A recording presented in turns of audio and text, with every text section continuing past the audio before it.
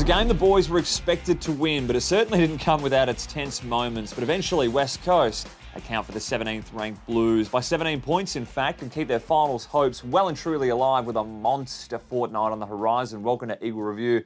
Thanks for joining us once more. Ben Roberts, you've stopped by. Thanks very much. No worries. Let's have a look at the game here. Start with the positives. Yep. 2 goals down to, in a blink of an eye, really, but excellent the way the boys responded. Great first half to put that in the bank. And the fourth quarter, how we were able to gain some momentum and outrun the opposition, which has been against the trend of recent times. Yeah, no, a lot of nervous fans, I'm sure, at three-quarter time when the Blues come storming back, and we'll talk about the third quarter later.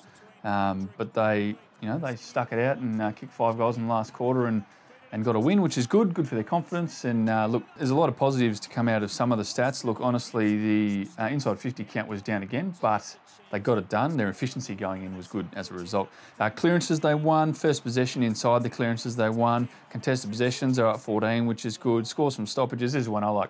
10-5 to 4-4, so they're up 37 points there, which obviously the difference. They're also up in ground ball gets, hard ball gets, contested marks, gathers from hit-outs. So there's a lot of areas they did well. Yes, they lost the supply battle, but they can work on that.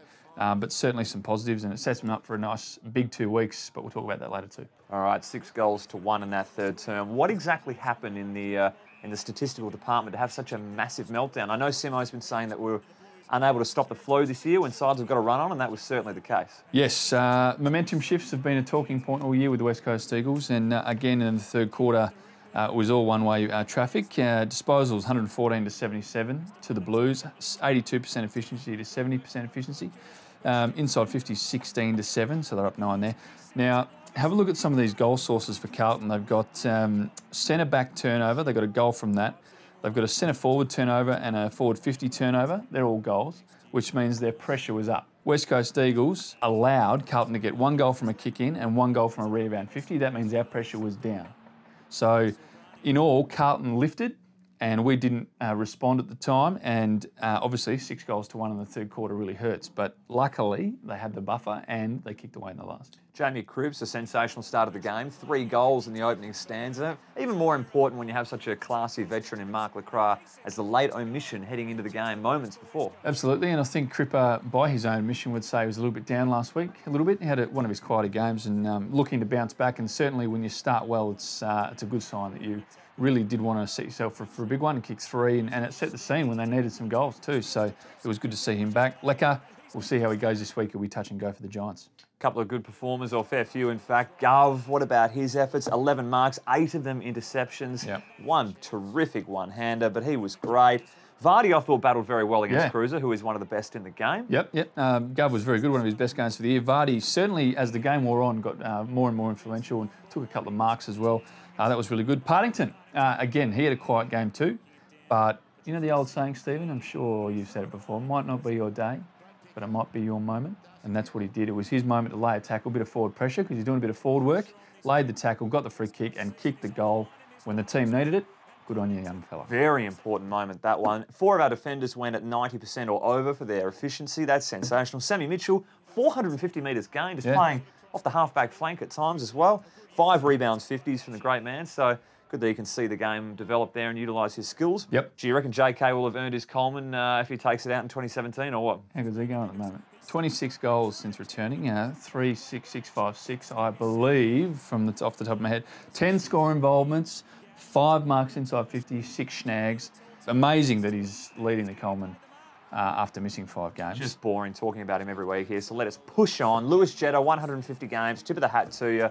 Fair few of them with the Swans, obviously, and didn't probably have his best night of footy out there. A few turnovers that were costly goals, but one of his best clips, I thought, of the year was one of his turnovers in his second, third effort tackle to recover the ball as well. Sensational. But who's he celebrating with here in the team song, for people that don't know? Just quickly, we have a sports science intern from Ireland every year, affectionately known at the club every year as Irish. Yeah, you don't have to learn his name, just call him Irish. Just call him Irish. And it was his last game. He's been with us since early in the year. It's his last game before he goes back home.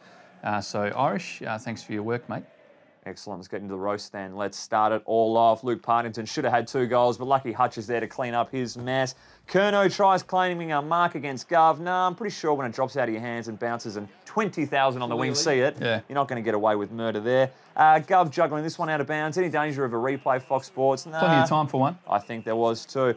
Plowman not getting paid this mark. They replayed this one just to stitch the umpire up, so that was very nice. What else have we got? Talking of umpires, what about these 2 little efforts? Now, we had against the Bulldogs earlier in here, the beautiful zone work from one of the umpires blocking a Bulldog player. Again, here we go. So Pritter puts it up. Bit too much air for mine on that pass. Into the corridor, dangerous zones. Sheed gets the nice block for the umpire and it sets up a nice goal for Cripper. And then another one, just the square up. They've obviously assessed it at quarter time or half time and gone, no, we need to pull this one back around. So here we go. One on Jets there just to get them moving through the corridor as well. Excellent. And then we've got one, Jeremy McGovern taking a kick out from full-back in the 3rd quarter. Under a bit of pressure, the Eagles, but he'll get the ball straight back there, putting it into the hot dog stand. Jack Redden fumble. Yeah, Jack Redden. It's been very good lately, Reddo. He has 2 goals. Good game on the weekend. And the sealer. Another good game from Reddo, but this wasn't his finest moment. Just fumbled the ball, gets caught, looks stupid. Next. Vardy and Yo doing the old cricketer's move by saving the 4, flicking it back for the throw to the keeper. And didn't check the script earlier on, Vards. He's looking down, waiting for the throw in. He was doing a bit of lay down Sally there. He was. Look at the boys on the boundary telling him, get up, big fella, get up. What about Silvani coming off cloud 9 of his awesome mark of the week last week? Please. This way he's tried to play on off the mark. Bunga well and truly onto whatever you're doing there, young fella. The wily Fox has picked it nicely, giving it to Cripper for his opening goal the 1st quarter. Yeah, not the only mistake we pounced on. JK slotting the snag from this Doherty mare coming out of the backer. He's such a good kick, Doherty. So when they happen, we've got to raise it. I'm sorry. What about when Casbolt was having the shot in the 4th quarter and the Eagles crowd's giving him the Bronx cheer for how far off his kick was? Oh, it sent it up and went through, didn't it?